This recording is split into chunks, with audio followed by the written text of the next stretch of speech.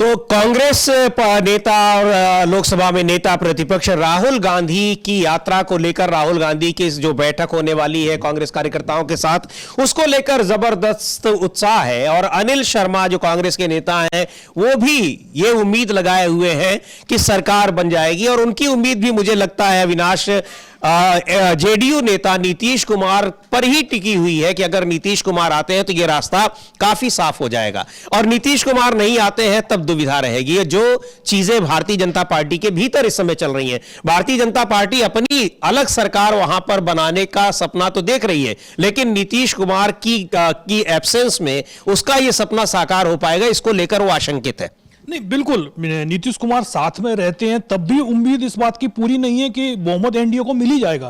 आप ये देखिएगा 2019 का जो लोकसभा चुनाव आप देखिएगा, 2019 के लोकसभा चुनाव में बिहार की 40 में से 39 सीटें एनडीए को मिलती हैं। नीतीश कुमार एनडीए के साथ में ही होते हैं। उसके बाद एक साल बाद जब विधानसभा चुनाव होता है तो नेक टू नेक फाइट हो जाती है। यह कहा जाता है कि 20 सीटों पर जो आरजेडी की तरफ से जो क्लेम किया जाता है, 20 सीटों पर उनके उम्मीदवार चुनाव जीत गए थे, लेकिन उनको सर्टिफिकेट नहीं दिए गए। उसके बाद अचानक ही खबर आती है कि आरजेडी का उम्मीदवार कहीं 500 वोटों से चुनाव हार गया है, कहीं 1500 वोटों से चुनाव हार गया है। अगर जो 20 सीटों पर धांधली नहीं हुई होती तो नीतीश कुमार तो इस समय सीएम भी नहीं होते, इस समय तेजस्वी यादव की सरकार बनी हुई होती। तो लेकिन इस बार आरजेडी ने कहा है कि जो धांधली 2020 के चुनाव में हो गई वो इस बार नहीं होगी।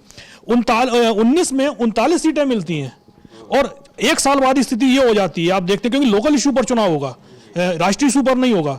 तो नीतीश कुमार जब साथ में रहते हैं तब बड़ा मुश्किल से 125 सीटें जीत पाते हैं 243 सीटों में से। इस बार आपने देखा कि बीजेपी की सीटें जो थी वो कम हो गई हैं। पिछली बार की तुलना में 9 सीटों का और लोकसभा में नुकसान हो गया है। अगर यही ट्रेंड जो पिछली बार का ट्रेंड रहा है वही ट्रेंड दोबारा से विधानसभा चुनाव में दिखाई देता है तो आप मान के चलिएगा कि जो एनडीए गठबंधन है उसके लिए इस बार 100 सीट जीतना भी मुश्किल हो जाएगा। और दूसरी बात यह है कि नीतीश कुमार साथ में रहते हैं तभी एनडीए मुकाबला कर पाएगा। अगर नीतीश कुमार छोड़ देते हैं, महागठबंधन में चले जाते हैं, या एक और संभावना जो बताई जा रही थी शुरुआत में कि नीतीश कुमार अपनी पार्टी का कांग्रेस के अंदर विलय करा देते हैं, तो इस बात की एक संभावना ही बताई जा रही है। और उसके बाद यदि त्रिकोणीय मुकाबला भी हो जाता है तब तो बीजेपी तीसरे नंबर पर की पार्टी बन जाएगी वहां। और यदि नीतीश कुमार महागठबंधन में जाते हैं तो जो परिणाम 2015 में आए थे कि 2015 में आपने देखा था कि एक तरीके से पूरे देश में बीजेपी के पक्ष में बेब बह रही थी, और उस चुनाव में भी जो एनडीए है वो 60 सीट नहीं जीत पाया था। तो इस बार जो परिणाम आएंगे, नीतीश कुमार यदि महागठबंधन में चले जाते हैं तो फिर ये मान के चलिएगा जो 2015 में परिणाम आए थे ये परिणाम उससे भी ज्यादा चौंकाने वाले होंगे। बीजेपी और एनडीए गठबंधन को फिर 25 सीट जीतना भी मुश्किल हो सकता है। इसलिए यह कह देना कि भाई नीतीश कुमार यहां रहते हैं, नीतीश कुमार एनडीए में रहते हैं, तो यह हो जाएगा कि मुकाबला थोड़ा टफ हो जाएगा। नीतीश कुमार एनडीए छोड़ देते हैं तो पर आप ये मान के चलिएगा कि बिहार चुनाव के लिए हमको बहुत ज्यादा, मतलब एक तरीके से वहां सबको ही दिखाई देने लगेगा कि भाई परिणाम क्या आ रहा है। हाँ, स्थिति बन जाएगी। और इसी बात की आशंका भारतीय जनता पार्टी को है, इसलिए वो सोच रही है कि बिहार में जो उसका अकेले सरकार बनाने का सपना है, कई राज्यों में उसने साकार तो किया अपने सहयोगी दलों को पीछे करके, उनमें महाराष्ट्र भी है और हरियाणा भी है, लेकिन बिहार में यह स्थिति नहीं बन पा रही है। उसको लगता है कि आखिरी मौका है जब वो अपने दम पर सरकार बना सकती है, लेकिन यह तभी हो सकता है जब नीतीश कुमार साथ रहें। और नीतीश कुमार साथ रहेंगे तो नीतीश कुमार ये नहीं कभी होने देंगे कि वो एक नाथ शिंदे बन जाए, यानी जीत हासिल हो एनडीए की और भारतीय जनता पार्टी का कोई नेता मुख्यमंत्री बन जाए। इन्हीं सबके बीच दांव पे चल रहे हैं और नीतीश कुमार ये सारी चीजें चुनाव से पहले स्पष्ट करना चाहते हैं, चुनाव के बाद के लिए कुछ भी नहीं छोड़ना चाहते। जो खबरें मिल रही है वो ये भी है कि नीतीश कुमार किसी भी स्थिति में कम से कम आधी सीटों पर, यानी लगभग 120-125 सीटों पर चुनाव लड़ने के लिए अड़े हुए हैं कि उनकी पार्टी को यहां मिलना चाहिए, क्योंकि वो गठबंधन के नेता है। हाँ, जो जेडीयू की तरफ से बीजेपी को सीधा सीधा एक फॉर्मूला दे दिया गया है। उनका कहना है कि भाई 243 सीटें हैं और इनको जिस तरीके से बंटवारा 2020 में हुआ था उसी तरीके से सीटें बांट लेते हैं भाई, आधी आधी सीटें कर लेते हैं। नीतीश कुमार के नाम पर चुनाव हो रहा है तो 122 सीटें जो हैं वो जेडीयू को दे दी जाएं और 121 सीटें बीजेपी अपने पास रख ले। जेडीयू अपने कोटे से 2 पार्टियां, एक तो जितिन राम मांझी की जो हम है उसको, और दूसरा है उपेंद्र कुशवाहा का, बोले इन दोनों को हम अपने कोटे से सीटें दे देंगे। चिराग पासवान क्योंकि बीजेपी के ज्यादा करीबी हैं, बीजेपी चिराग पासवान को सेटल कर रहे हैं अपनी 121 सीटों में से।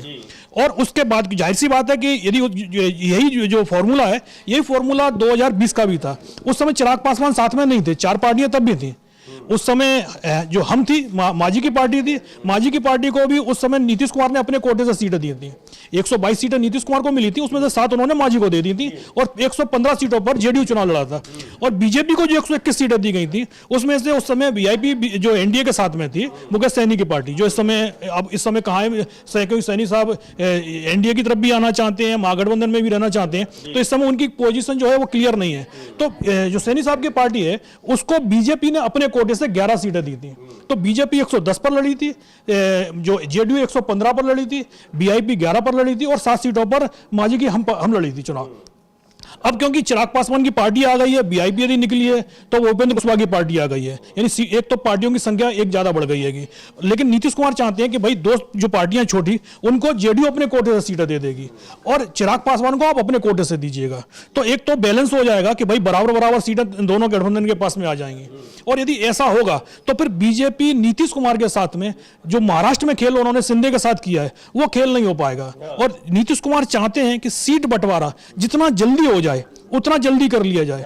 लेकिन हमने देखा है कि बीजेपी की एक स्ट्रेटेजी रहती है, वो सीट बंटवारे की बात को लगातार टालती है। हाँ, जब तक चुनाव की घोषणा नहीं हो जाती, चुनाव की घोषणा नहीं बल्कि इवन जब नॉमिनेशन फाइल हो रहे होते हैं और अंतिम तारीख पास में आ जाती है, तब हम देखते हैं कि भाई अब कई बार तो ये पता चलता है कि जब हम देखते हैं कि किसके कितने उम्मीदवार हैं अगले दिन, उससे पता चलता है कि इस पार्टी को इतनी सीटें दी गई हैं।